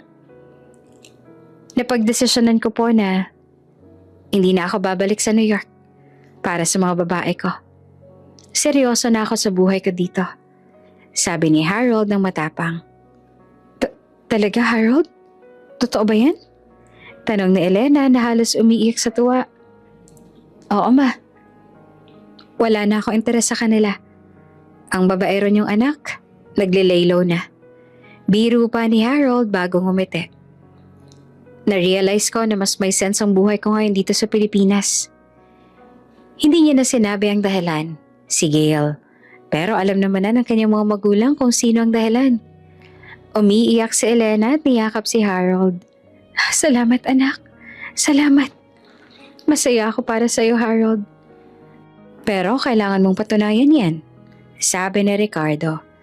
Simula bukas, tutulungan mo ako sa opisina. Tuturuan kitang maging isang responsableng negosyante. Sige pa, gagawin ko lahat. Sagot naman ni Harold. Natupad na nga ang pangarap ng mga magulang ni Harold. Hindi na babaero ang kanilang anak. Ang kailangan lang talaga nila ngayon ay hintayin na umamin si Harold ng kanyang nararamdaman para kay Gail. Naging abala naman si Harold sa bagong trabaho niya sa opisina ng kanyang ama. Araw-araw, maaga siyang umaalis at umuwi ng pagod. Pero ang pagod na ito ay iba sa pagod niya sa pagpaparty dati. Ito ay pagod na ng may katuturan. Pero kahit naabala siya, palagi niyang iniisip si Gail. Hindi siya nagtatagal sa opisina. Ang oras niya ay nakatuon lang sa pagbabalik sa mansyon para makita si Gail. Napansin naman ng mga magulang niya ang kakaibang ritmo niya sa pang-araw-araw niya. Isang hapon, habang nagre-review si Harold ng financial reports, nagsalita ang kaniyang ama. Masyado ka naman yata nagmamadaling umuwi, Harold. May date ka ba? Tanong na Ricardo habang umingiti ng lihim. Wala pa, gusto ko lang magpahinga. Sagot ni Harold pero namumula ang muka. Magpahinga? O makita si Gail? Biro pa ni Ricardo. Pa, ano ka ba? Sabi ni Harold pero tumawa siya. Oo na, gusto ko na siyang makita. Siya kasi yung nagpapawala ng stress ko. Abay, kung ganyan pala, kailangan mong i-maximize ang oras mo sa kanya. Dahil gusto mo siya, kailangan mo siyang tulungan sa trabaho. Sabi ni Ricardo, habang lihim na nagpaplano. Kinabukasan, inutusan ni Elena si Gail na mag-ayos ng lumang storage room sa second floor na ginawang home office ni Harold. Gail, kailangan mong ayusin yung mga papeles dyan sa office ni Harold. Sobrang gulo na. Utos ni Elena. Pero may kaunting problema. Alam mo na, mahilig yan si Harold sa mga babae dati. Kaya kailangan mong ayusin yung mga lumang gamit niya. Pero huwag kang magtataka kung may makikita kang mga larawan o kung ano pa. Ang totoong plano ni Elena ay para makita ni Gail ang pagbabago ni Harold, na itinapon niya na lahat ng alaala ng kanyang pagkababaero. Nang pumasok si Gail sa home office ni Harold, nakita niya nga ang maraming kalat, mga papeles, lumang sports gear at ilang kahon na galing pa sa New York. Sinimulan ni Gail ang pag-aayos ng tahimik. Habang nag-aayos, nakita niyang isang kahon na may nakasulat na NYC Mementos. Kinakabahan si Gail pero binuksan niya ito. At doon niya nakita ang ilang Polaroid photos ni Harold kasama ang iba't ibang mga babae.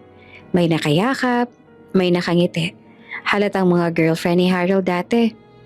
Naramdaman naman ni Gail ang kurot sa puso niya. Alam niyang babaero si Harold pero masakit pa rin makita ang mga larawan. Pero sa ilalim ng mga larawan, nakita niyang isang note na nakaipit. Ito ay mula kay Harold. Past is past. No more distractions. Gail is different. Natigilan si Gail. Nanghina ang tuhod niya. Hindi niya alam kung para sa kanya ba yon o para sa sarili niya. Pero ang mga salitang yon ay nagdulot ng malaking kagalakan sa puso niya. Ang plano ni Elena ay nagtagumpay nga ng todo. Pagdating ni Harold sa home office niya, nakita niya si Gail na nakatayo sa gilid ng desk niya. "Gail, nandito ka pala. Pasensya na, sobrang gulo dito," sabi ni Harold. "Ayos lang po, Sir Harold. Inayos ko lang po yung mga papeles ninyo," sabi ni Gail. Teka, nakita mo ba yung kahon dyan? Yung may mga lumang gamit ko?" tanong ni Harold. "Opo, Sir Harold. Nakita ko po. Ito po yung mga pictures," sabi ni Gail habang iniaabot ang mga Polaroid. Nagulat si Harold. Hindi niya akalaing nakita ni Gail ang mga pictures niya. "Gail, alam mo yung mga yan, nakaraan na yan," paliwanag ni Harold na halatang nahihiya. "Wala na akong pakialam sa mga yan. Nakita ko po yung note niya sa ilalim ng mga pictures," sabi ni Gail at ngumiti. Namula naman si Harold. Iyon ang personal note niya sa sarili niya. Yan? Oo, para sa sarili ko yan," sabi ni Harold. "Kasi, iba ka, Gail. Nawala lahat ng gusto ko dati, nagdahil sa'yo." Hindi niya sinabi na gusto niya si Gail, pero naiintindihan naman ni Gail ang ibig niyang sabihin. Sige na po, Sir Harold, magtatrabaho na po tayo. Tulungan ko po kayo sa mga papeles," sabi ni Gail. Magkasama silang nagtrabaho sa office. Si Harold na sanay umorder lang ng babae para mag-entertain sa kanya, ngayon ay nakikipagtulungan na sa trabaho sa isang babae. Ang pagpasok ni Gail sa buhay niya ay animong nagbigay talaga ng purpose at meaning sa buhay niya. Isang buwan na ang lumipas ang matapos ang lahat. Ang relasyon ni na Harold at Kay ay umabot na sa awkward pero sweet na stage. Para kay Harold, hindi na siya nagtatago ng feelings niya kay Gail. Hindi niya lang ma-articulate dahil hindi siya sanay sa seryosong pag-ibig. Si Gail naman ay halatang kinikilig sa mga simpleng bagay na ginagawa ni Harold. Hindi na kailangan ni Harold ng utos mula sa kanyang ama para makasama si Gail. Siya na mismo ang gumagawa ng paraan para makasama ang dalaga sa bahay man o sa home office niya. Isang umaga, naabutan ni Harold si Gail na nagpupunas sa mga plato sa kusina. "Gail, kumain ka na?" tanong ni Harold na malambing ang tono. "Opo, Sir Harold, tapos na po. Nagsisimula na po ako magtrabaho," sabi naman ni Gail. "Teka, may dala pala akong kape para sa'yo," sabi ni Harold at inaabot ang paborito niyang coffee na alam niyang gustong gusto rin ni Gail. Walang ibang nagawa si Gail kung hindi ang kuhanin ito, bago itong umiti sa amo niya. "Salamat po, Sir Harold. Hindi na po dapat kayo nag-abala pa," sabi na Gail pero nakangiti siya. "Wala yon. Gusto ko lang yan ibigay sa'yo," sabi ni Harold at umupo sa gilid ng mesa. "Tsaka gusto ko lang makipagkwentuhan. Ang boring sa opisina eh. Iba kapag kasama kita." Araw-araw ganyan si Harold. Nagdadala ng kape, nagpapakita ng Jughead comics na binili niya o kaya naman hinihintay si Gail na matapos sa pagdidilig para makasama siyang maglakad sa garden. Sina Ricardo at Elena naman ay halos mamatay sa kilig sa mga nakikita nila. Palagi silang nakasilip sa bintana o nanonood sa CCTV. "Tingnan mo, Elena, nagdala pa ng kape si Harold para kay Gail. Ang sweet talaga ng anak natin," sabi ni Ricardo na tuwang-tuwa. "Oo nga, Ricardo. Hindi ko akalain na magiging ganyan siya ka-gentleman sa isang babae. Wala na talaga yung babaero niyang ugali," sabi ni Elena. "Pero mukhang hindi pa sila umaamin sa isa't isa. Kailangan natin silang tulungan ulit." Gumawa ulit ng paraan si Ricardo. Pinuntahan niya si Gail habang nagdidilig ito. "Gail, may kailangan akong pabor sa'yo," sabi ni Ricardo. "Ano po yon, Sir Ricardo?" "Kahit ano po," sagot naman ni Gail. "Alam mo ba na abala si Harold sa opisina? Pero gusto ko sana malaman niya yung history ng pamilya namin at yung mga mahahalagang artifacts na nandito sa bahay. At gusto ko, ikaw ang mag-tour sa kanya," sabi ni Ricardo habang may lihim ng ngiti. "Po? Ako po? Hindi po ba dapat kayo ang magkwento?" tanong ni Gail na nahihiya. "Ay mas maganda sana kung ikaw. mas makikinig siya sa'yo. Sabi ni Ricardo. Sige na, ngayon na hintayin mo na siya sa living room. Sinunod ni Gail ang utos na Ricardo. Nang dumating si Harold, nakita niya si Gail na nakatayo sa tabi ng isang lumang portrait ng mga ninuno nila. Gail, anong ginagawa mo dyan? Tanong ni Harold. Inutusan po ako ni Sir Ricardo na itour po kayo dito sa bahay para malaman niyo daw po yung history ng pamilya ninyo? Sabi ni Gail. Nako, nang-iinis na naman si Papa. Bulong ni Harold pero ngumiti siya. Sige na nga, pero huwag ka mag-aalala. Hindi ko yan tinuturing na trabaho. Siguro date na lang natin to. Namula naman si Gail sa sinabi niya. Hindi kalaunan, doon na nagsimula ang kakaibang museum tour nila. Habang nagtuturo si Gail ng mga lumang gamit at mga larawan, palaging nakatingin si Harold kay Gail. Hindi niya pinapansin ang mga gamit. Si Gail lang ang pinapansin niya.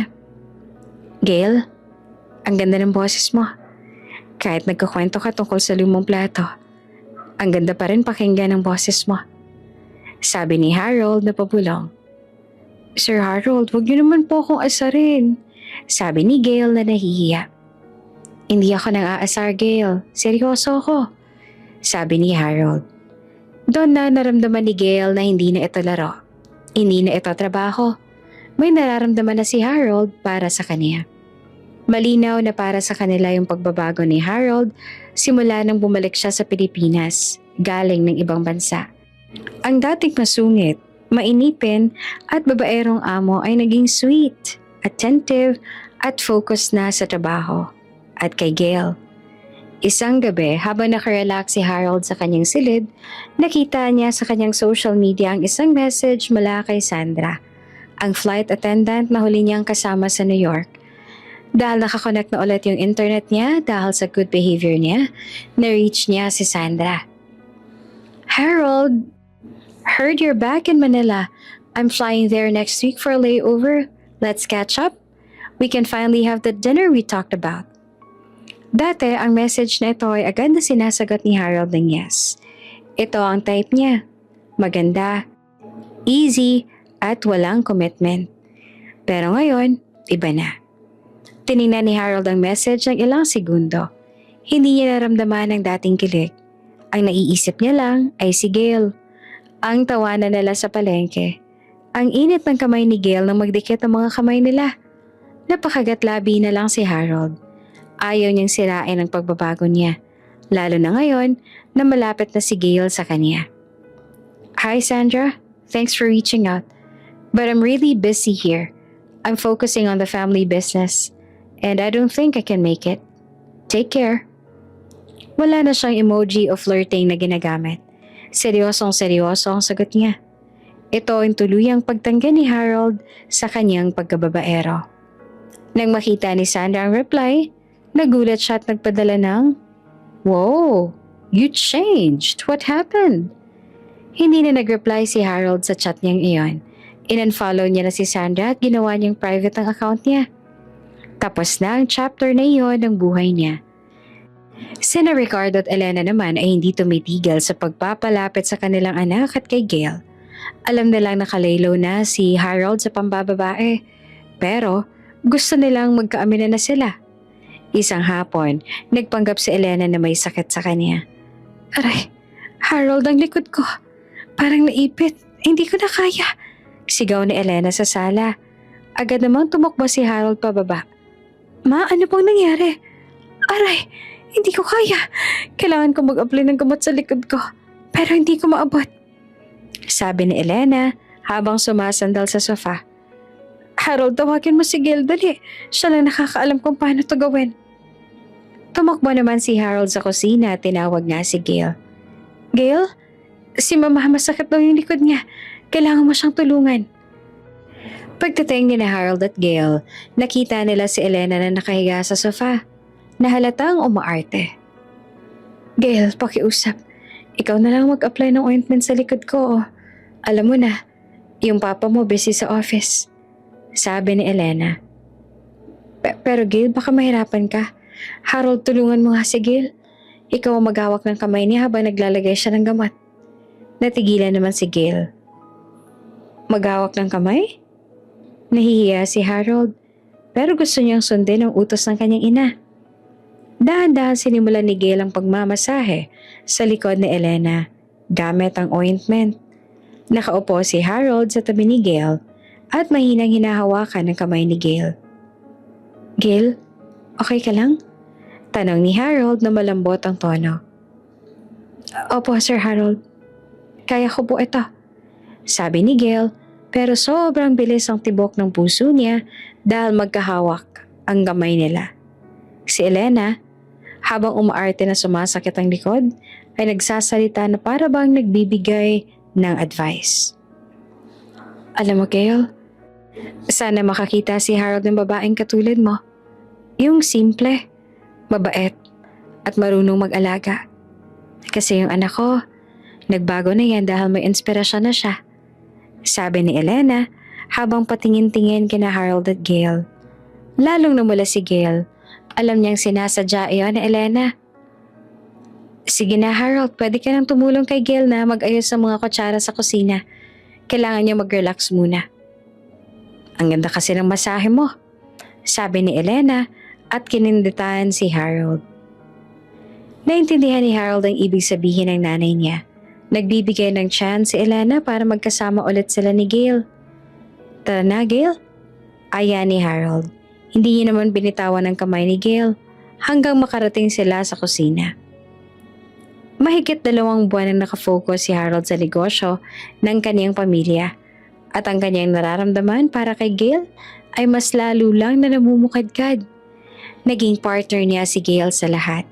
Sa trabaho, sa garden, at sa pag-aaral ng Jughead Comics. Isang gabi, galing si Harold sa opisina. Pagod na pagod dahil sa meeting tungkol sa bagong deal na seryosong kalaban ng Sandoval Group. Ang hirap talaga makipagnegosyo sa mga Sandoval. Gail, sinisiraan pa rin nila tayo. Reklamo ni Harold habang umiinom ng kape sa ginawa ni Gail. Kaya niyo po yan, Sir Harold. Matalino po kayo. Saka, andito po kami para suportahan kayo. Sabi ni Gail na mahinahon ng boses. Salamat, Gail. Ibang-iba ka talaga. Kung wala ka dito, baka nagrebelde na ulit ako. Sabi ni Harold at tinawakan ng kamay ni Gail. Sa sandaling iyon, ramdam ni Gail ang nararamdaman ni Harold para sa kanya. Tunay at walang kaartehan. 11:00 na ng gabi, tulog na sina Ricardo at Elena. Si Harold ay gising pa. Nagwo-work sa home office niya. Habang si Gail naman ay nasa kanyang kwarto na nasa ground floor kasamang ibang domestic staff. Biglang may malakas na kalabog na narinig mula sa likod ng mansyon. Sumunod ang tunog ng basag na salamin. Agad na napabangon si Harold. Alam niyang hindi ito ordinaryong nakawan. Alam niyang maaaring may koneksyon nito sa Sandoval. Mabilis siyang lumabas ng office at tinawagan ng security guards. Pero wala siyang narinig na sagot. Alam niyang may masamang nangyari. Samantala, narinig ni Gail ang kalabog. Nag-iisa siya sa kwarto. Pero, hindi siya natatakot. Ang una niyang inisip ay si Harold. Agad na lumabas si Gail ng kwarto at nakita ang 2 lalaki nakasuot ng bonnet. Umakyat sa hagdan patungo sa second floor kung saan ang kwarto ni Harold. Agad na lumabas si Gail ng kwarto at nakita ang 2 lalaki nakasuot ng bonnet. Umakyat sa hagdan patungo sa second floor kung saan ang kwarto ni Harold. Sino yan? Huwag kayong umakyat! Sigaw ni Gail kahit nanginginig ang boses. Hindi siya pinansin ng mga lalaki. Ang target nila ay si Harold. Walang pag-aalinlangan pumunta si Gail sa kusina at dinampot ang pinakamalaking kawali na nakita niya. Tumakbo siya pataas para protektahan si Harold. Si Harold naman ay nasa kabilang banda, pumasok sa kwarto ng kanyang mga magulang para siguraduhin na ligtas sila. Wala siyang ibang nagawa kung hindi ang gisingin ng mga ito at saka balaan. Pa, magtago kayo. May pumasok sa bahay. Nang makita ng 2 lalaki si Harold, agad silang lumapit. May hawak silang mga pamalo. Ikaw ba si Harold de la Vega?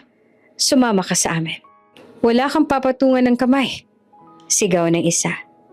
Nag-away si Harold at ang dalawang lalaki. Kahit sanay siya sa gym, dalawa sila at may pamalo pa. Halos mabalian si Harold nang magsimula ng mga ito na atakahin siya. Nang akmang hahampasin na si Harold ng pamalo sa ulo, biglang dumating si Gale. "Wag!" sigaw ni Gale at malakas na hinampas ng kawali ang likod ng isa sa mga lalaki. "Aray! Sino ka? Buwisit!" sigaw ng lalaki na halos matumba. Doon lang nagkaroon ng pagkakataon si Harold. Sinipa niya ang isa at agad na hinila si Gale. "Gale, anong ginagawa mo dito? Umalis ka na!" sabi ni Harold na nag-aalala. Hindi ko po kayo iiwan," sabi ni Gale at muli niyang hinampas ng kawali ang ikalawang lalaki.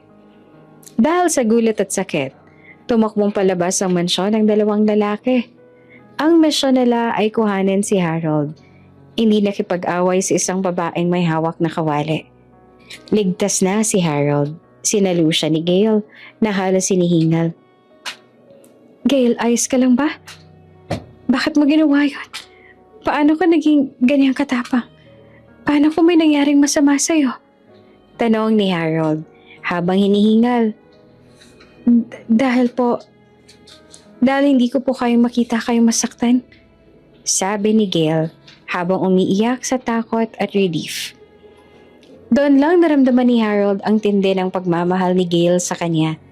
Isang babae na handang sumuong sa peligro para sa kanya. Hindi iyon pera o yaman. Tunay na pagmamahal iyon. Hinalikan ni Harold si Gale sa noo. "Salamat, Gale. I owe you my life." Ligtas na sila.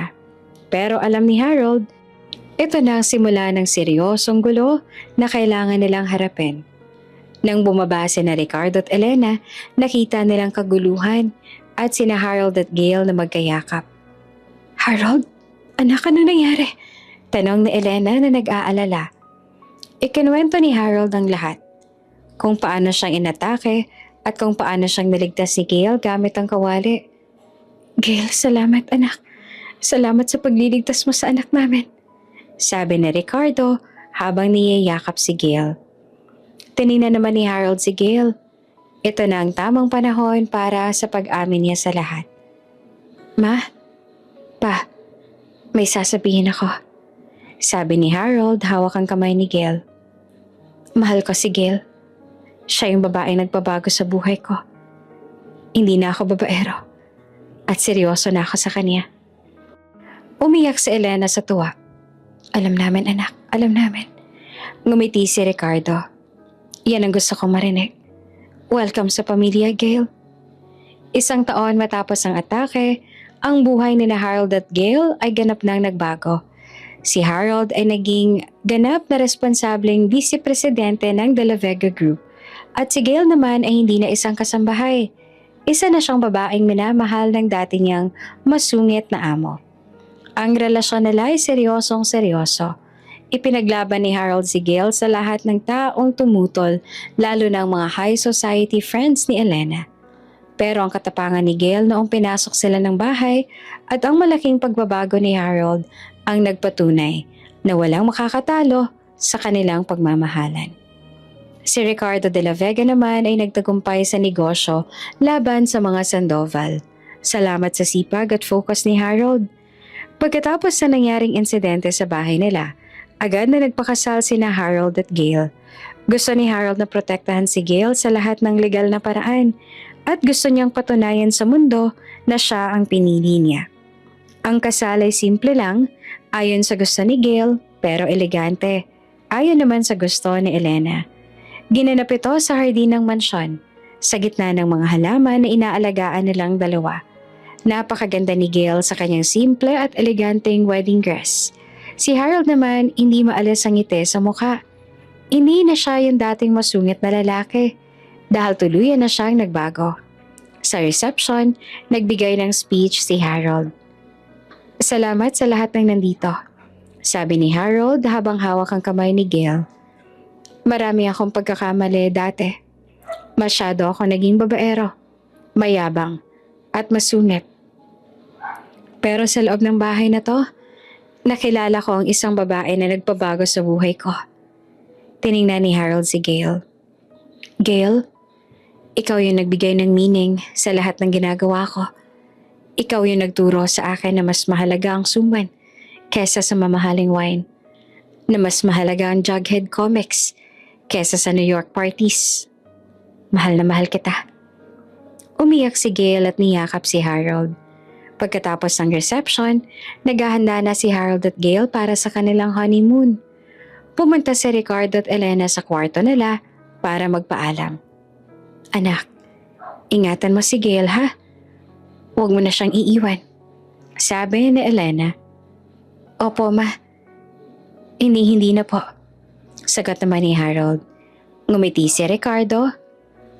May sasabihin kami sa inyo, Harold, Gail. Pero huwag kayong magagalit. Ano po yun pa? Tanong naman ni Harold.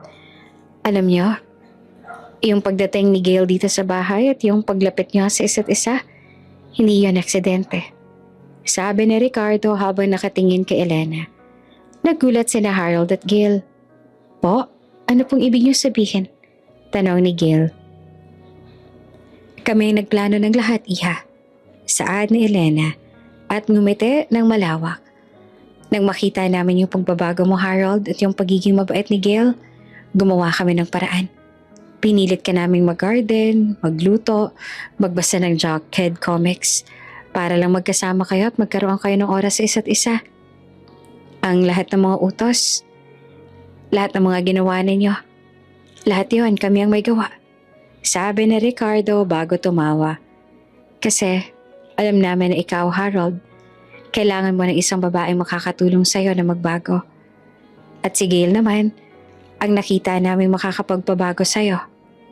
Natigilan si Harold pero hindi siya nagpakita ng galit. Ang totoo, natuwa siya. Kayo talaga, ma, pa. Sabi ni Harold at niyakap sila. Kahit plinano niyong lahat. Salamat pa rin sa inyo. Kung hindi dahil sa plano ninyo, hindi ko makikilala ang asawa ko. Tiningnan ni Harold si Gail na ngayon ay wala nang ibang nagawa kung hindi ang mapangiti na lamang. Kahit pinili tayong magkalapit ng mga magulang ko, yung nararamdaman ko sa'yo, lahat ng yon ay totoo. Ngumiti naman si Gail. Oo, Harold. Totoo lahat ng yon. Nakangiting niyakap naman ni Harold ang kanyang asawa ng mahigpit. Ang masungit na si Harold agad nang nakita at nalaman ang totoong ibig sabihin ng pagmamahal sa kasambahay na tumulong sa kanya. Ang sabi nga nila, ang pag-ibig daw ay walang pinipiling estado sa buhay. At ang tunay na pagbabago ay nagsisimula kapag natagpuan mo ang tamang inspirasyon at tao. At yon ang nangyari kay Harold at kay Gail.